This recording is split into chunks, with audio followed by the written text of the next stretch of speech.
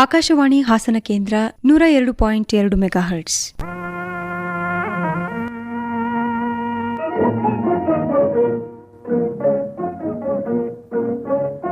Yuvavani.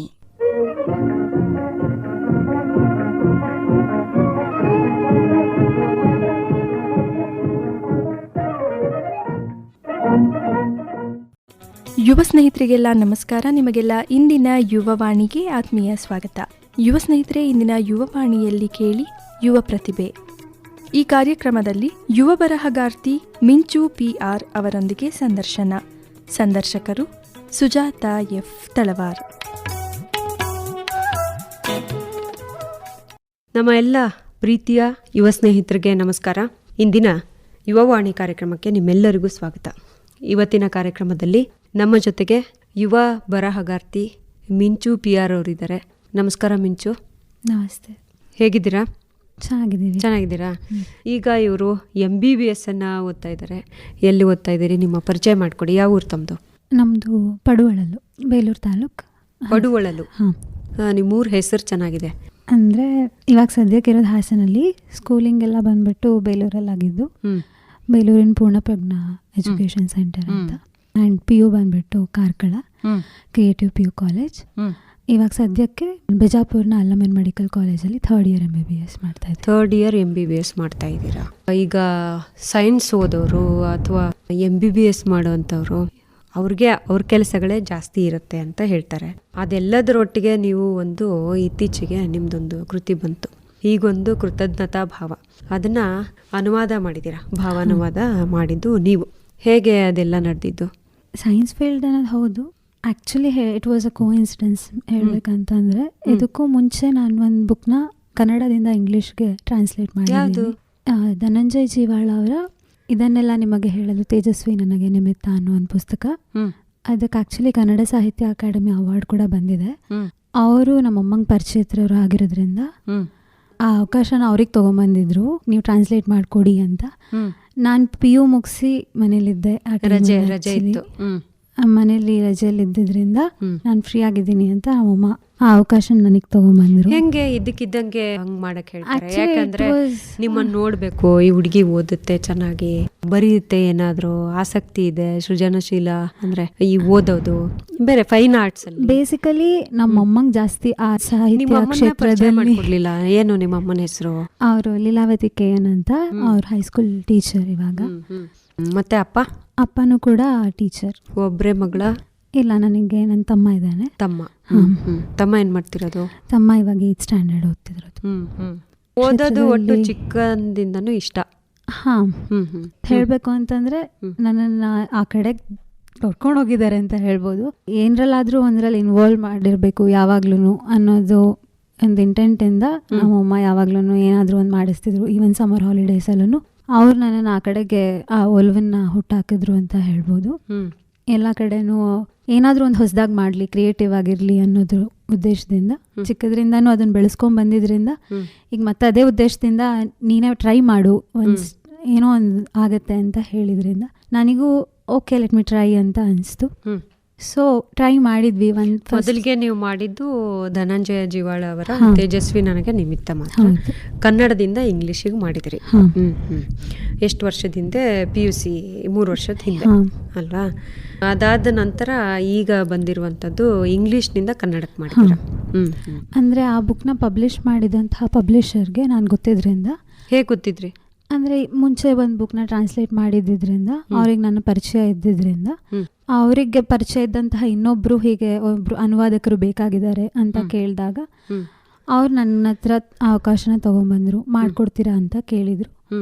So ನಾನೀಗೆ ಮತ್ತೊಂದು ಅವಕಾಶ ಬಂದವಾಗ ಯಾಕೆ ಬಿಡಬೇಕು ಅಂತ ಅನಿಸಿ ಮತ್ತೊಂದು ಟ್ರೈ ಕೊಡೋಣ ಅಂತ ಒಪ್ಕೊಂಡಿದ್ದು. ಈ ಅವಕಾಶ ಬಂದು ನನಗೆ ಸೆಕೆಂಡ್ ಇಯರ್ ಎಕ್ಸಾಮ್ಸ್ ಹತ್ತತ್ರ ಇದ್ದಾಗ ಬಂತು. ಸೊ ಸದ್ಯಕ್ಕಾಗಲ್ಲ, ನಂದು ಎಕ್ಸಾಮ್ಸ್ ಆದ್ಮೇಲೆ ಮಾಡ್ಕೊಡ್ತೀನಿ ಅಂತ ಕೇಳಿದ್ದಕ್ಕೆ ಅವರು ಓಕೆ ಇದ್ದಿದ್ರಿಂದ ಇಟ್ ಹ್ಯಾಪನ್ಡ್. ಹೇಗಿರುತ್ತೆ ಅದು? ಅಂದರೆ ಅನುವಾದ ಅಂದರೆ ಸುಮ್ಮನೆ ಮಕ್ಕಿ ಅಲ್ಲ, ಅದಕ್ಕೊಂದು ಜೀವ ತುಂಬಬೇಕು. ಪದದಿಂದ ಪದಕ್ಕೆ ಅನುವಾದ ಯಾರು ಬೇಕಾದ್ರೂ ಮಾಡ್ಬೋದು. ಆದರೆ ಅದನ್ನ ಓದಿ ಅರ್ಥ ಮಾಡ್ಕೊಂಡು ಮೂಲ ಲೇಖಕರ ಆಶಯ ಏನಿದೆ, ಭಾಷೆಯಿಂದ ಭಾಷೆಗೂ ಪದಗಳ ವ್ಯತ್ಯಾಸ ಅಷ್ಟೇ ಆಗಲ್ಲ, ಆ ಭಾಷೆನಲ್ಲಿರುವ ಪದದ ತೂಕ, ಅರ್ಥ, ಬಳಕೆ ಬೇರೆ ಇರುತ್ತೆ, ನಮ್ಮ ಭಾಷೆಗೆ ಬೇರೆ ಇರುತ್ತೆ. ಅದೆಲ್ಲ ಹೇಗೆ ಅನ್ನಿಸ್ತು? ಕಷ್ಟ ಅನ್ನಿಸ್ತಾ, ಮಾಡಬಹುದು ಅಂತ ಅನ್ನಿಸ್ತಾ, ಅಥವಾ ಎಷ್ಟು ಕಷ್ಟಪಟ್ರಿ, ಅಥವಾ ಎಷ್ಟು ನಿಮ್ಗೆ ತೃಪ್ತಿ ಆಯಿತು? ಆಬ್ವಿಯಸ್ಲಿ ಸ್ಟಾರ್ಟಿಂಗಲ್ಲಿ ತುಂಬ ಕಷ್ಟ ಅನಿಸ್ತಿತ್ತು. ಬಿಕಾಸ್ ಅರ್ಥ ಆಗ್ತಿದ್ರು ಅದನ್ನು ಮತ್ತೆ ನಾವು ಪದಗಳ ರೂಪಕ್ಕೆ ತೊಗೊಂಬರೋದು ತುಂಬ ಕಷ್ಟ ಇರುತ್ತೆ ಎಷ್ಟೊಂದು ಸಲ. ಎಷ್ಟೊಂದು ಇಂಟರ್ನೆಟ್ ಅವೈಲಬಿಲಿಟಿ ಅದನ್ನು ಯೂಸ್ ಮಾಡ್ಕೊಂಡಿದ್ದೀನಿ. ಅದಲ್ಲದೆ ನನ್ನ ಪೇರೆಂಟ್ಸಿಗೆ ಇದ್ದಂತಹ ಜ್ಞಾನದ ಉಪಯೋಗನೂ ಆಗಿದೆ. ಆ್ಯಂಡ್ ನನ್ನ ಸ್ಕೂಲಿಂಗಲ್ಲಿ ನನಗೆ ಆ್ಯಕ್ಚುಲಾಗಿ ಸೈನ್ಸ್ ಸ್ಟೂಡೆಂಟ್ ಆಗಿದ್ರೂ ನನಗೆ ಚಿಕ್ಕದ್ರಿಂದನೂ ಲ್ಯಾಂಗ್ವೇಜಸ್ ಮೇಲೆ ಇದ್ದಿದ್ದಂತಹ ಒಲವು ಬೇರೆಯೇ ಇತ್ತು.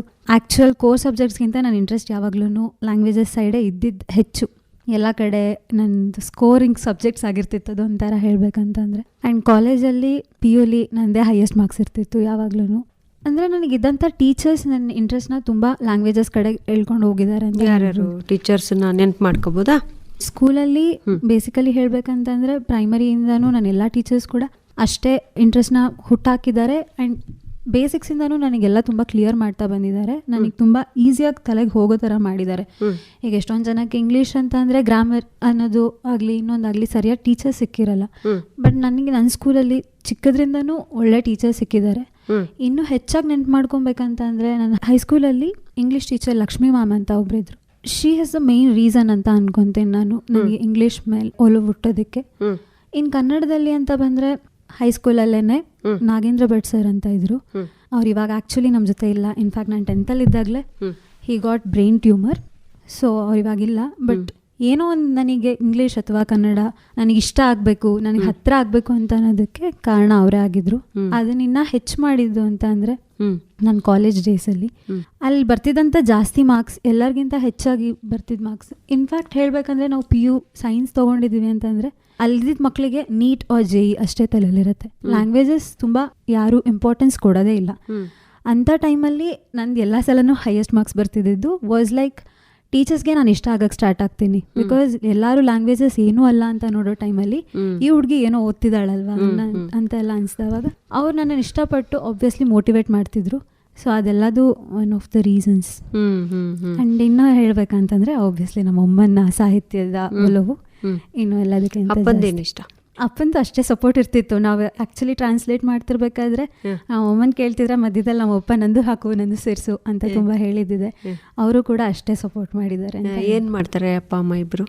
ಅಪ್ಪ ಮತ್ತು ಅಮ್ಮ ಇಬ್ಬರು ಟೀಚರ್ಸ್. ಇಬ್ಬರು ಟೀಚರ್ಸ್. ಶಾಲೆಯಲ್ಲಿ ಟೀಚರ್ ಹೇಳಿರೋದಷ್ಟೇ ಅಲ್ಲ, ಮನೆಗೆ ಬಂದ ಮೇಲೆನೂ ಒಂದು ಪಾಠ ಇರುತ್ತೆ. ಹೌದು, ಮನೇಲಿ ಟೀಚರ್ಸ್ ಇದ್ರೆ ಸುಮ್ಮನೆ ಬಿಡೋದಿಲ್ಲ. ನಿಜ. ಇದು ಸರಿ ಇಲ್ಲ, ಇದು ತಪ್ಪು, ಇದು ಇರುತ್ತೆ. ಶಾಲೆಯಲ್ಲಿ ಎಷ್ಟು ಪಾಠ ಸಿಕ್ಕಿದೆಯೋ ಇನ್ನೂ ಹೆಚ್ಚಾಗಿನೇ ಮನೇಲಿ ಸಿಕ್ಕಿದೆ. ಓದೋದು ಆಯ್ತು, ಟ್ರಾನ್ಸ್ಲೇಷನ್ ಆಯ್ತು. ಮತ್ತೆ ನೋಡಿ, ಪ್ರತಿಭೆ ಎಲ್ಲರಿಗೂ ಇರುತ್ತೆ, ಅವಕಾಶಗಳು ಬರಲ್ಲ. ನಿಮಗೆ ಪ್ರತಿಭೆ ಇದೆ, ಅದನ್ನು ಹುಡ್ಕೊಂಡು ಅವಕಾಶಗಳು ಬರ್ತಿದೆ, ಅದು ಭಾಳ ದೊಡ್ಡದು.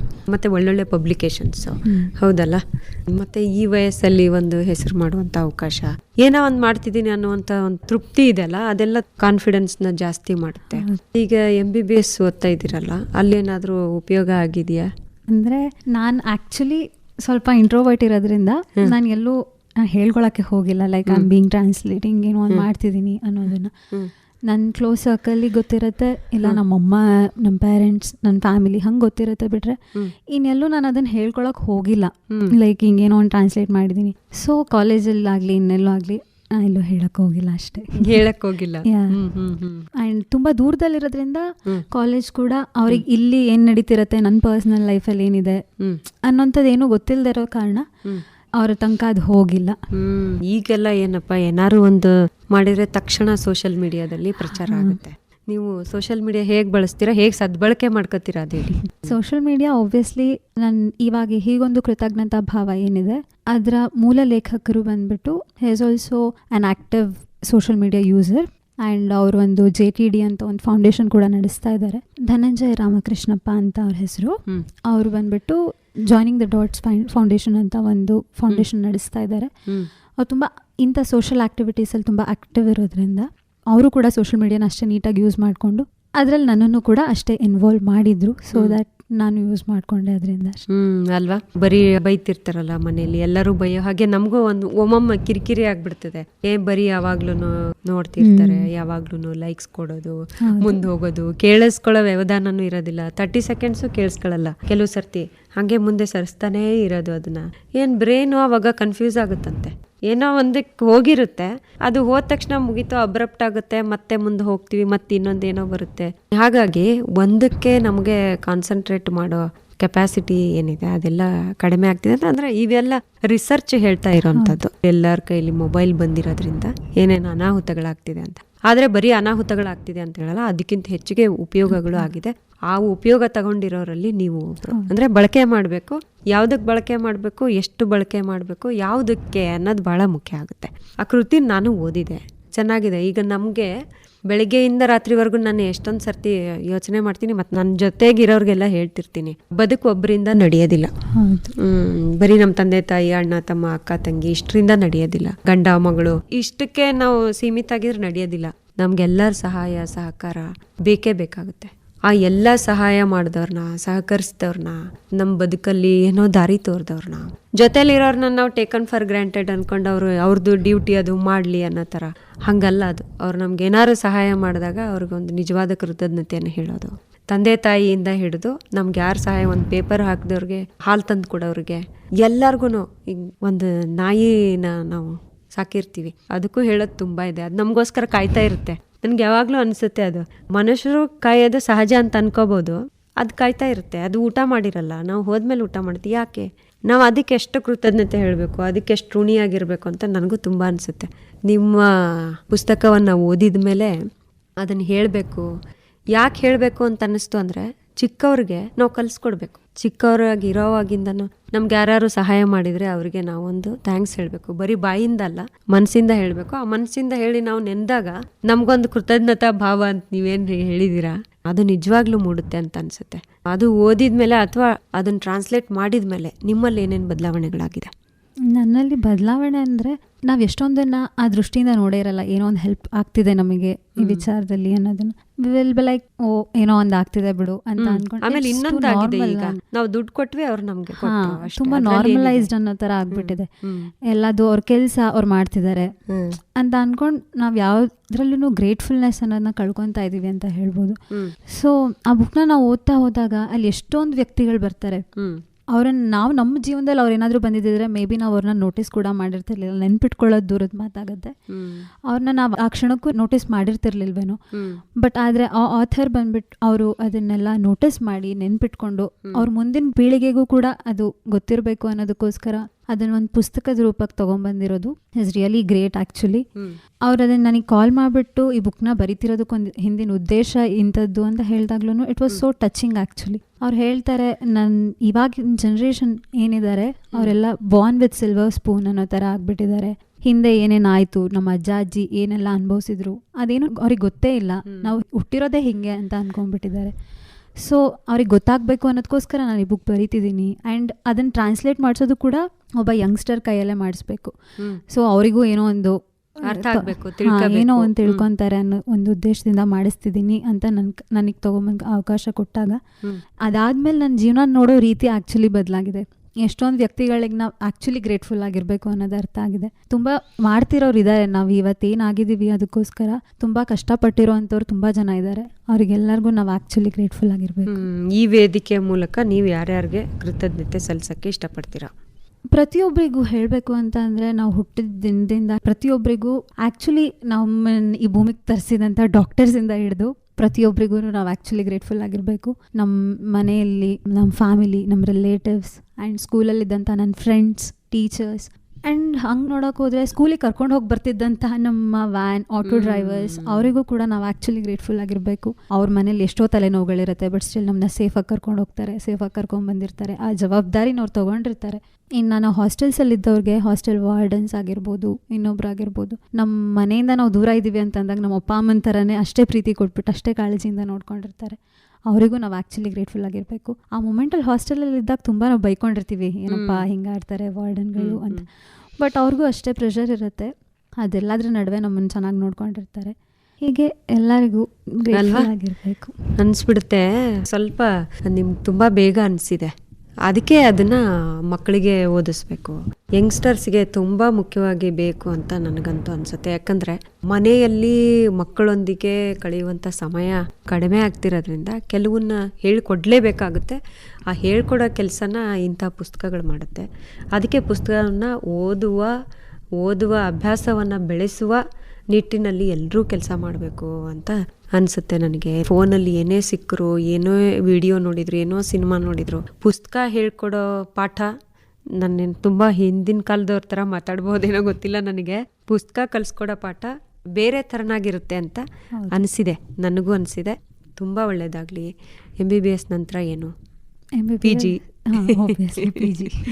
ಯಾಕೆ ಡಾಕ್ಟರ್ ಆಗಬೇಕು ಅಂತ ಆಸೆ ಇತ್ತಾ ಮೊದಲಿಂದನೂ?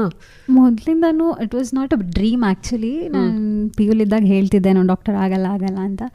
ಬಟ್ ಚೆನ್ನಾಗಿ ಮಾರ್ಕ್ಸ್ ಬಂತು. ಆ ಪಾತಲ್ಲಿ ನನ್ನನ್ನು ಕರ್ಕೊಂಡು ಹೋಯ್ತಾ ಇದ್ದೇನೆ. So I just went with a flow ಅಂತ ಹೇಳ್ಬೋದು. ಯಾವ ವಿಭಾಗದಲ್ಲಿ ಕೆಲಸ ಮಾಡಬೇಕು ಅಂತಿದೆ ಮುಂದೆ?